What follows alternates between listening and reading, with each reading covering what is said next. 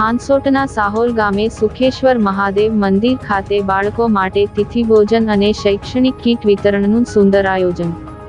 હાંસોટ તાલુકાની સાહોલ પ્રાથમિક શાળાના બાળકો માટે જૂના ગામ સ્થિત સુખેશ્વર મહાદેવ મંદિરના પવિત્ર પરિસરમાં તિથિ ભોજનનો એક વિશેષ કાર્યક્રમ યોજાયો હતો.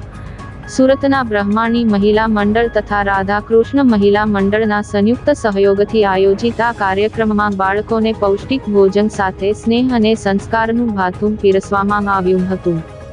મહિલા મંડળના સભ્યોએ સ્વયં હાજર રહીને બાળકોને પ્રેમપૂર્વક દાળ ભાત, શાક, પૂરી અને કેરીનો રસ તેમજ આઈસ્ક્રીમ પીરસ્યો હતો.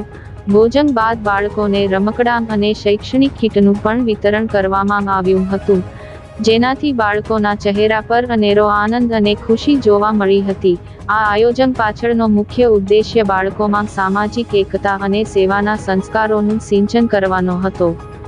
મંદિરના ભક્તિમય વાતાવરણમાં યોજાયેલા આ કાર્યક્રમમાં શાળાના આચાર્ય નિલેશભાઈ સોલંકી અને સમગ્ર શિક્ષક પરિવારે હાજર રહી દાતા મહિલા મંડળોની આ સેવાકીય પ્રવૃત્તિને બિરદાવી હતી અને તેમનો આભાર વ્યક્ત કર્યો હતો.